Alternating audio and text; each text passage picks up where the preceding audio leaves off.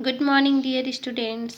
कैसे हैं आप सभी? उम्मीद है आप लोग अच्छे होंगे, घर में अच्छे से पढ़ाई कर रहे होंगे। क्लास 6 साइंस सब्जेक्ट में हम चैप्टर 6 पढ़ रहे थे बच्चों, मापन के बारे में।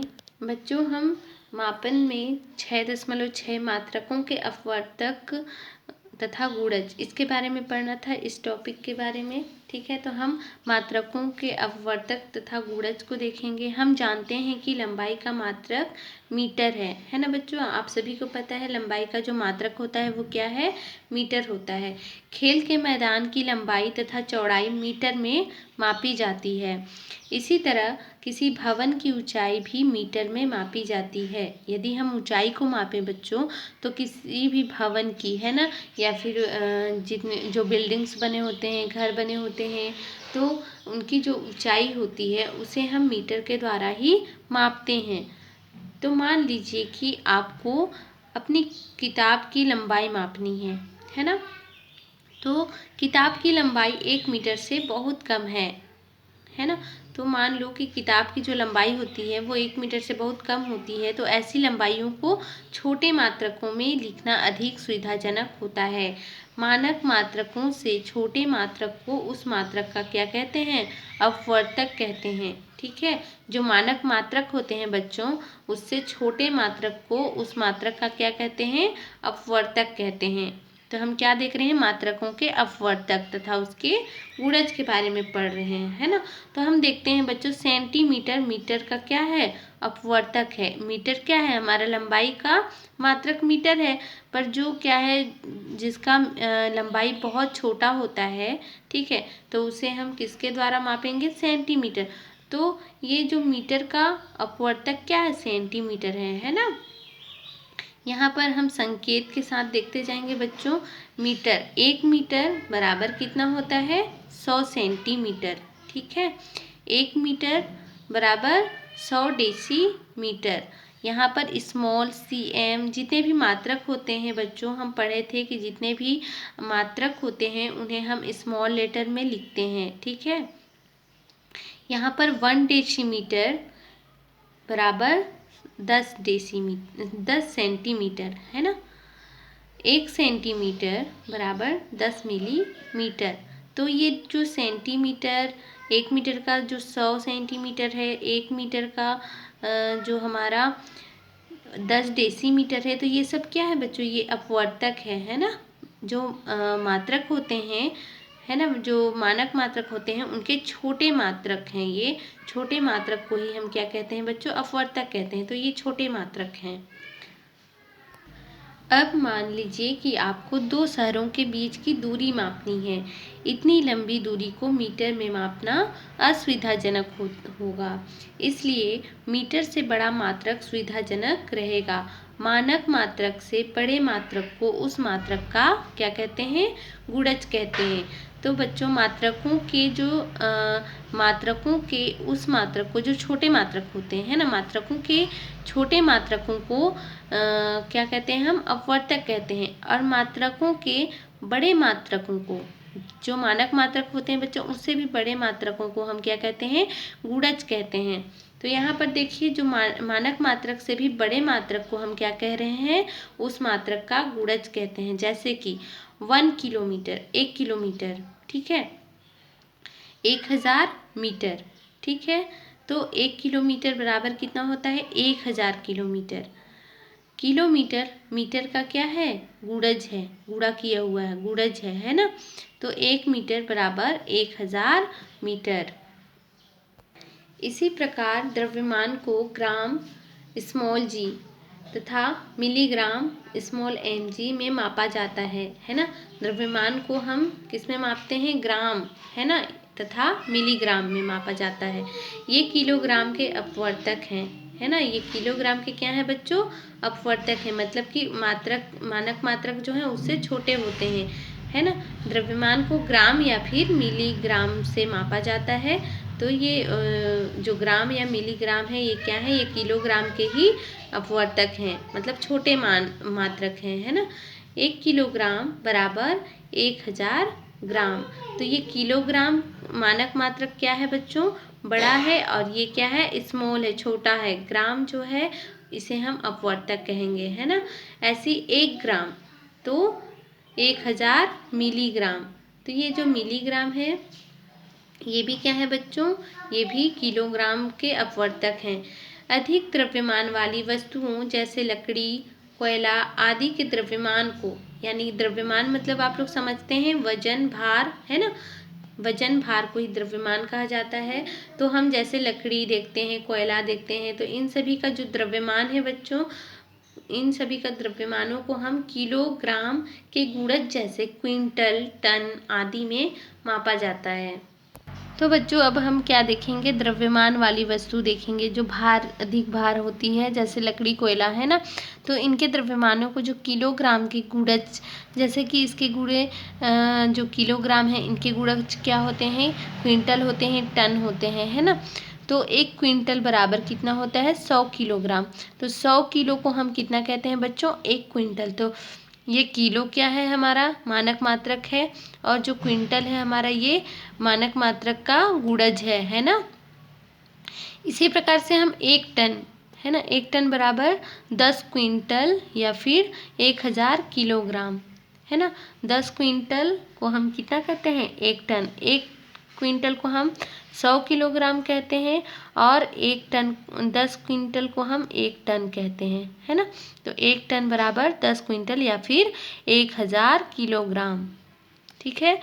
तो ये हमारा क्या हो गया, जो 1 टन हो गया, ये सब हमारे गुणज हैं, है ना, जो मानक मात्रक उस मात्रक के गुणज कहलाते हैं, जो उस मात्रक से क्या होते हैं, बड़े होते हैं। अब देखेंगे हम लंबाई, द्रव्यमान और समय के मात्रकों के गुणज तथा अपवर्तक, है ना। अपवर्तक और गुणज में आप लोग डिफरेंस समझ गए होंगे बच्चों। अपवर्तक जो मानक मात्रक के उस मात्रक से छोटे होते हैं, है ना, और गुणज जो उस मानक मात्रक से बड़े होते हैं, है ना, उसको हम गुणज कहते हैं। यहाँ पर हम लंबाई देखेंगे बच्चों, तो 10 मिलीमीटर बराबर 1 सेंटीमीटर, 10 सेंटीमीटर बराबर 1 डेसीमीटर, 10 डेसीमीटर बराबर 1 मीटर, और 1000 मीटर बराबर 1 किलोमीटर, ठीक है। इसी प्रकार से अब हम देखेंगे, पहला हम लंबाई देखें, ठीक है। अब हम देखेंगे द्रव्यमान। द्रव्यमान में हम 1000 मिलीग्राम देखेंगे, तो बराबर 1 ग्राम। 1 ग्राम बराबर कितना होता है, 1000 मिलीग्राम बराबर 1 ग्राम। इसी प्रकार से 1000 ग्राम बराबर 1 किलोग्राम, और 100 किलोग्राम बराबर 1 क्विंटल, और 10 क्विंटल बराबर 1000 किलोग्राम या फिर 1 मीट्रिक टन भी बोलते हैं, ठीक है। अब हम द्रव्यमान देख चुके बच्चों, लंबाई के मात्रक देख चुके, उसके गुणज और अपवर्तक। अब हम देखेंगे समय के गुणज और अपवर्तक दोनों देखेंगे, ठीक है। इसमें है हमारा 60 सेकेंड बराबर 1 मिनट, है ना। तो ये क्या है बच्चों, अपवर्तक है, और ये हमारा क्या है, गुणज है। तो 1 मिनट हम जानते हैं कि 1 मिनट में कितना होता है, 60 सेकेंड होता है ना। तो 60 सेकेंड बराबर 1 मिनट, और 60 मिनट बराबर 1 घंटा। 60 मिनट के बाद कितना होता है, 1 घंटा में 60 मिनट होता है बच्चों, तो 60 मिनट बराबर 1 घंटा। 24 घंटे बराबर 1 दिन। तो हमें पता है बच्चों, एक दिन में कितने घंटे होते हैं, 24 घंटे होते हैं। और 365 दिन बराबर 1 वर्ष। एक साल में कितने दिन होते हैं, 365 दिन होते हैं। इसी प्रकार से 10 वर्ष, 10 वर्ष बराबर 1 दशक या फिर शताब्दी, है ना, दशाब्दी, है ना, दशाब्दी या फिर दशक बोलेंगे, ठीक है। तो 10 वर्ष यानी कि 10 साल बराबर 1 दशक या फिर दशाब्दी। अब ये 10 दशाब्दी बराबर 100 वर्ष, यानी कि 100 साल में कितने होते हैं, 10 दशाब्दी, या हम इसे एक शताब्दी या फिर शतक भी कहते हैं, ठीक है। 100 वर्ष को एक शताब्दी या फिर शतक भी कहते हैं। अब हम देखेंगे बच्चों 6.7, जिसमें लंबाई का मापन, हम लंबाई का मापन करेंगे, माप करेंगे।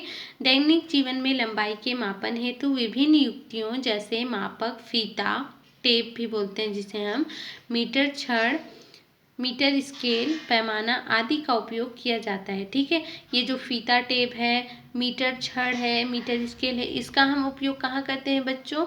लंबाई मापने के लिए, है ना।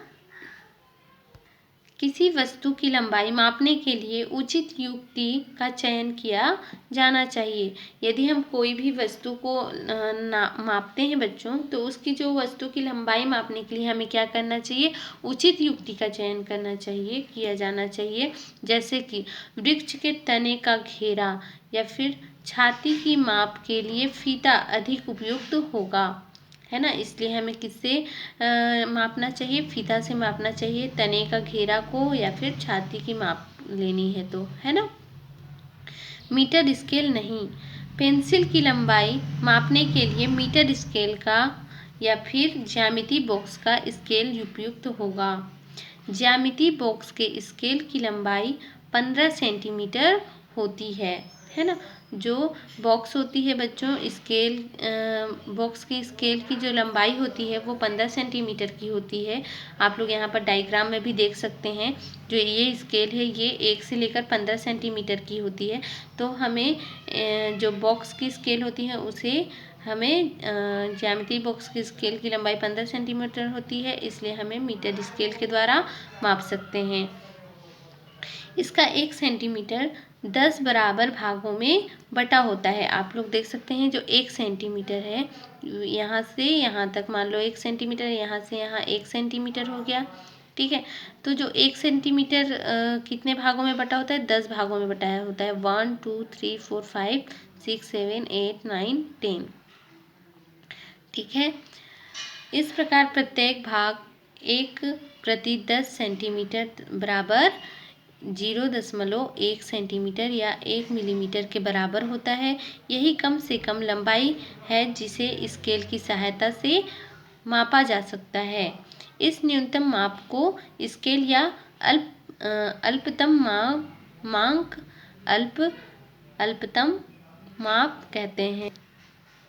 तो बच्चों जो न्यूनतम इकाई होता है ना, जो न्यूनतम माप होता है, न्यूनतम माप को हम स्केल का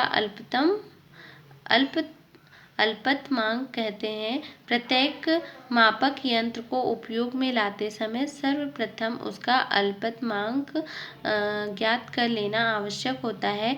किसी रेखा की लंबाई, यदि हम किसी रेखा की लंबाई मापते हैं तो मापने समय स्केल को रेखा के साथ सटाकर इस प्रकार रख देते हैं। मान लो हम ए से बी यहाँ पर रेखा खींचा हुआ है ना।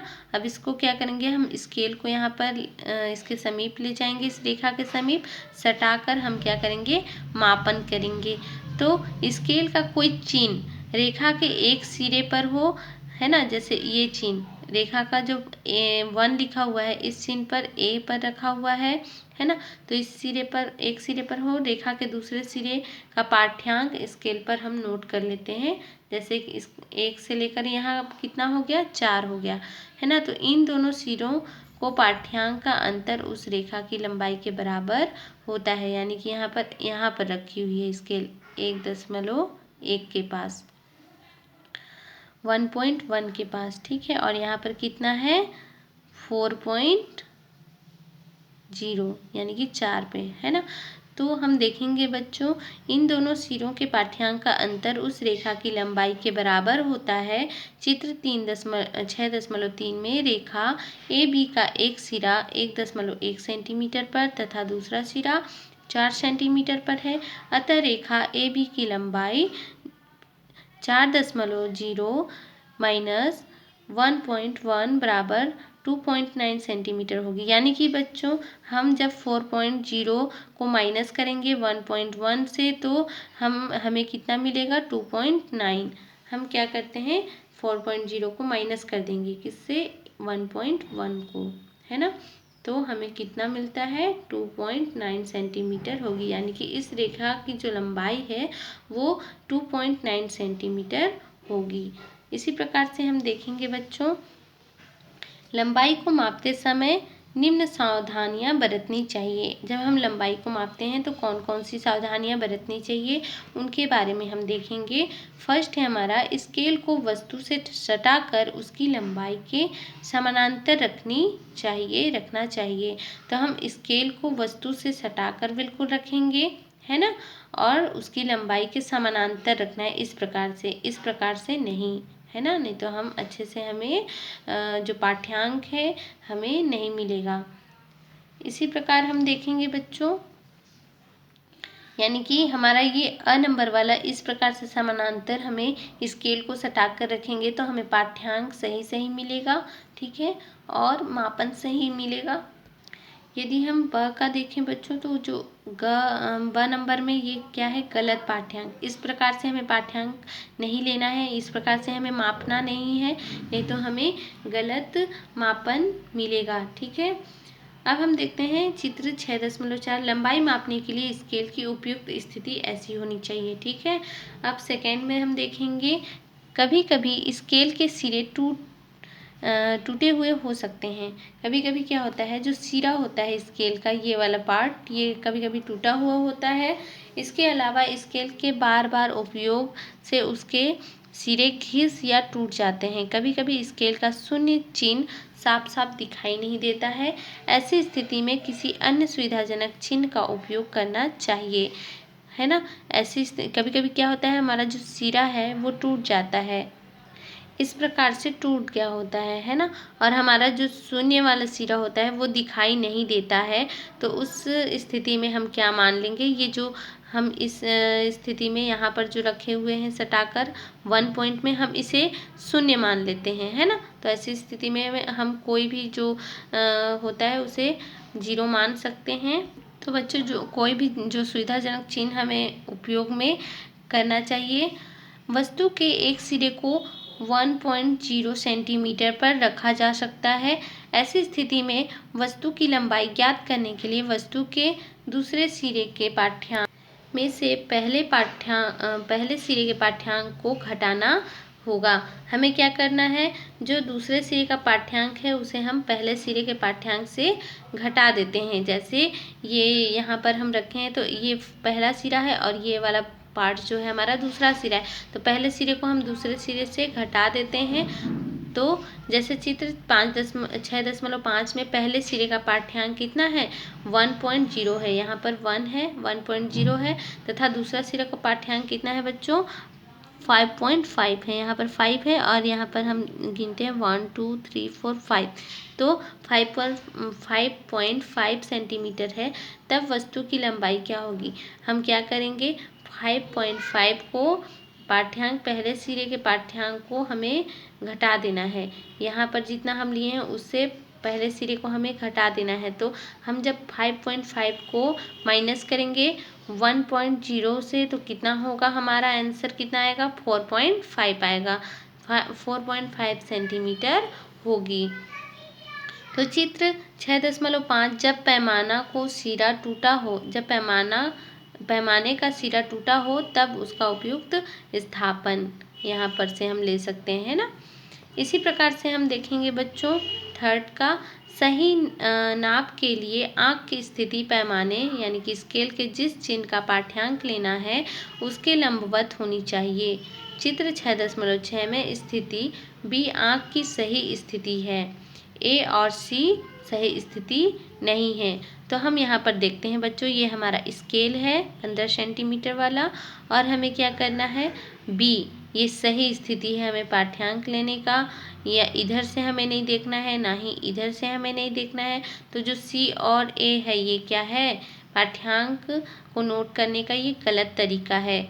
सही तरीका कैसा है, हमें इस प्रकार से हम सामने से जब देखते हैं, यानी कि सही नाप लेने के लिए आँख की स्थिति कैसी होनी चाहिए, सिधाई में होनी चाहिए, और चिन्ह का पाठ्यांक इसी प्रकार से हम ले सकते हैं, यानी कि इसके लंबवत होनी चाहिए, है ना।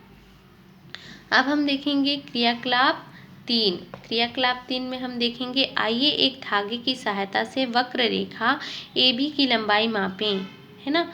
ए और बी ये वक्र रेखा है जिसकी हमें AB की लंबाई मापना है धागे की सहायता से। इसके लिए धागे के एक सिरे पर एक गांठ बांधिए। यहाँ पर आप लोग देख सकते हैं एक गांठ बांध दिए हैं हम, धागे के एक सिरे पर गांठ बांधा हुआ है। इस गांठ को वक्र रेखा के एक सिरे पर रखकर उसे बाएं हाथ के अंगूठे से दबा दीजिए, है ना। बाएं साइड में हम रखकर क्या करेंगे, उसे अंगूठे से दबा देंगे।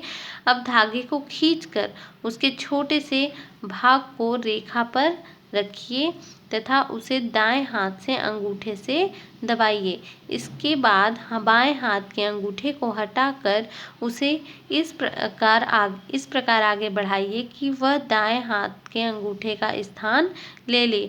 पुनः धागे के छोटे भाग को वक्र रेखा के आगे के हिस्से पर रखिए।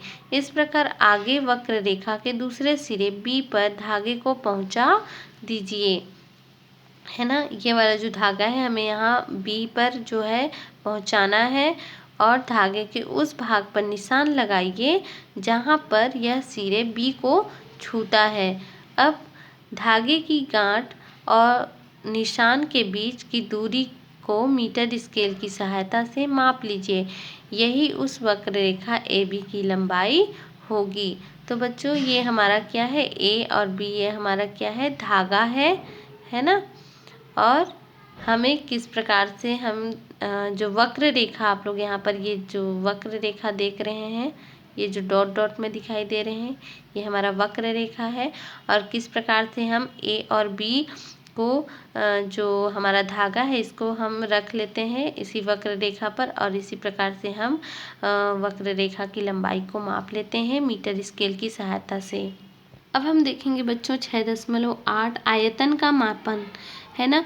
हम अपनी कक्षा में कुर्सी, टेबल, किताबें आदि देखते हैं। इन सभी वस्तुओं में लंबाई एवं चौड़ाई के अलावा गहराई या ऊंचाई या मोटाई भी होती है। ठीक है बच्चों, हम कुर्सी, टेबल, किताबें इन सभी में जो लंबाई एवं चौड़ाई के अलावा भी क्या होता है, गहराई भी होता है, ऊंचाई भी होता है, मोटाई भी होता है ना। तो ये सभी आकृतियाँ निश्चित स्थान घेरती हैं। कोई वस्तु जितना स्थान घेरती है वह उसका आयतन कहलाता है। ठीक है बच्चों, यदि आपको आयतन मतलब आप नहीं समझते हैं तो आप यहाँ पर समझ सकते हैं कि आयतन किसे कहते हैं, जो वस्तु या कोई भी वस्तु जितना स्थान घेरती है वह उसका आयतन कहलाता है। जैसे बच्चों हम देखे थे पानी क्या करते हैं, जैसे हम किसी भी बर्तन में पानी डालते हैं तो वो स्थान घेरते हैं, वही उसका आयतन कहलाता है ना। तो आयतन का ऐसा मात्रक घन मीटर या फिर मीटर क्यूब होता है ना।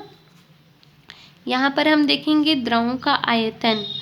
पानी, दूध, तेल, डीजल, पेट्रोल, मिट्टी का तेल जैसे द्रवों की माप उनके आयतन द्वारा किया जाता है ना। ये सब आप लोग जानते हैं द्रव के रूप में होते हैं और इन्हें मापने के लिए हम किसका उपयोग करते हैं, द्रव की माप के लिए आयतन द्वारा इसका मापन किया जाता है। तो आयतन को लीटर में मापा जाता है। लीटर का अपवर्तक मिलीमीटर है। आप सभी जानते हैं, पढ़ चुके हैं, अपवर्तक मतलब है ना लीटर हमारा क्या है, मात्रक है और इसका अपवर्तक यानी कि इसका छोटा मात्रक क्या है, मिलीलीटर है ना। यहाँ पर आप लोग देख सकते हैं 1 लीटर बराबर 1000 मिलीलीटर और 1 मिलीलीटर बराबर 1 सेंटीमीटर क्यूब, है ना। तो यहाँ पर कुछ उपकरण दिए हुए हैं, मापक उपकरण बच्चों देख सकते हैं 6.8 द्रवों के आयतन मापक उपकरण। ठीक है, तो ये आप लोग देख सकते हैं 500 ml या 5 लीटर। यहाँ पर आप लोग देख सकते हैं ये 100 ml और ये भी क्या है 0 से 100 ml, है ना। तो ये मापक के उपकरण है बच्चों, जो कि आयतन को मापा जाता, किसी भी वस्तु के आयतन को मापा जाता है। जैसे कि हम द्रवों को मापने के लिए इसी उपकरण का उपयोग करते हैं। किसी बर्तन को पूरी तरह से भरने के लिए द्रव के जितने आयतन की आवश्यकता होती है उसे उस बर्तन की धारिता कहते हैं, है ना बच्चों। तो यहाँ पर आप लोग धारिता किसे कहते हैं इसे भी समझेंगे। किसी बर्तन को पूरी तरह से, है ना, जैसे किसी भी बर्तन को हम जब पूरी तरह से भरने के लिए द्रव के जितने आयतन की आवश्यकता होती है उसे उस बर्तन की धारिता कहते हैं। वास्तव में किसी बर्तन की धारिता उसका आंतरिक आयतन होता है। द्रव के आयतन को मापने के लिए विभिन्न आकार के बर्तनों अथवा उपकरणों का उपयोग किया जाता है। जैसे 6.8 में हम देख चुके हैं बच्चों, है ना, कि द्रव के आयतन को मापने के लिए विभिन्न प्रकार के उपकरण यहाँ पर दिए हुए हैं। अब हम देखेंगे चित्र 6.8 और ब में प्रदर्शित उपकरण दूध, मिट्टी का तेल आदि के मापन में प्रयुक्त किए जाते हैं। यानी कि अ और ब में जो आप लोग मापन देख रहे हैं, इस मापक उपकरण का उपयोग दूध और तेल मापने के लिए किया जाता है। चित्र 6.8 स में मापक सिलेंडर प्रदर्शित किया गया है। ये क्या है हमारा बच्चों? मापक सिलेंडर है, ठीक है। ये जिसका उपयोग प्रयोगशाला में द्रवों के आयतन मापने के लिए किया जाता है। तो ये मापक सिलेंडर इस सिलेंडर का जो ये उपकरण है, इसका उपयोग हम प्रयोगशाला में किया जाता है। इसका उपयोग, है ना, द्रवों को मापने के लिए। और चित्र 6.8 में जो द नंबर में है, मापक कप प्रदर्शित किया गया है। ये क्या है? मापक कप है बच्चों। इसका उपयोग डॉक्टर अथवा औषधि निर्माता दवाइयों का आयतन मापने में करते हैं, है ना। तो इन समस्त उपकरणों में आयतन के चिन्ह लगे होते हैं। यहाँ पर आप लोग देख सकते हैं आयतन के चिन्ह लगे हुए हैं, है ना। कितना आयतन है हम इसे नोट कर सकते हैं, पाठ्यांक नोट कर सकते हैं। अतः इन उपकरणों के द्वारा सीधे द्रव का आयतन मापा जा सकता है। मापक सिलेंडर की सहायता से द्रव का आयतन ज्ञात करना। अब हम देखते हैं बच्चों, ये हमारा जो मापक सिलेंडर है, इसकी सहायता से द्रवों का आयतन हम किस प्रकार से ज्ञात करते हैं। तो क्रियाकलाप 4 के द्वारा हम समझेंगे।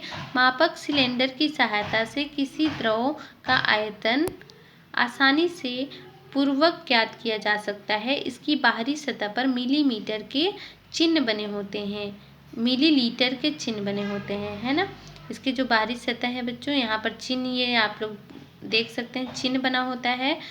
सर्वप्रथम सिलेंडर के सबसे छोटे भाग द्वारा दर्शाए जाने वाले आयतन को ज्ञात कीजिए। मापक सिलेंडर अ में 10 ml और 20 ml के मध्य 2 छोटे भाग होते हैं, है ना। यहाँ पर आप लोग देख सकते हैं जो मापक सिलेंडर है अ में, है ना, तो 2 छोटे छोटे भाग होते हैं, ये छोटे छोटे भाग होते हैं। इसे हम देखेंगे तो अतः एक भाग का मान 5 ml होगा। चित्र 6.9 अ सिलेंडर ब में 10 ml और 20 ml के मध्य 5 भाग हैं, है ना। इसमें कितना है? अ में 2 भाग होते हैं और इसमें क्या होते हैं? 5 भाग होते हैं, ये देख सकते हैं आप सभी। तो अतः एक छोटे भाग का मान 2 ml होगा। चित्र 6.9 में ब देखेंगे तो एक छोटा भाग कितना होगा? एक छोटे भाग का मान इसमें 2 ml होगा। मापक सिलेंडर को किसी सपाट सतह जैसे मेज पर रखिए, है ना। ये जो मापक सिलेंडर है, इसे हमें कहाँ पर रखना है? किसी मेज पर रखना है जिसकी सतह सपाट हो, है ना। उसमें कुछ जल भरिए। आप पाएंगे कि जल की सतह कुछ गहराई लिए हुए होती हैं। जल की स्थिति में यह नीचे दबी हुई होती हैं। चित्र 6.10 में अ नंबर में हम देखेंगे, यहाँ पर आप लोगों का डायग्राम दिया हुआ है बच्चों, ये आप लोग देख सकते हैं। अ में जो हम मापक सिलेंडर लिए हैं, जब हम द्रव को भरते हैं तो किस प्रकार से गहराई को लिए हुए, इस प्रकार से जो गहराई को लिया हुआ हमारा पानी है ना, उसके निचली सिरे के सिद्ध में रखी हुई है। तो हम क्या करते हैं बच्चों? पाठ्यांक लेते समय आँख को द्रव सतह के निचले सिरे की सीध में रखिए तथा पाठ्यांक को पढ़िए। यही मापक सिलेंडर में भरे जल का आयतन होगा। तो हमें क्या देखना है बच्चों? ये जो गहराई में लिया हुआ है, इसे हमें देखना है। इस यहाँ पर का पाठ्यांक लेना है, यहाँ पर से नहीं, है ना। यानी कि यहाँ से नहीं, हमें पाठ्यांक को कहाँ से लेना है? यहाँ से, ये वाले पार्ट से। यहाँ से हम देखिए इसके सामने हम सीध में लेकर हम पाठ्यांक नोट करते हैं, है ना। आयतन को नोट किया जाता है।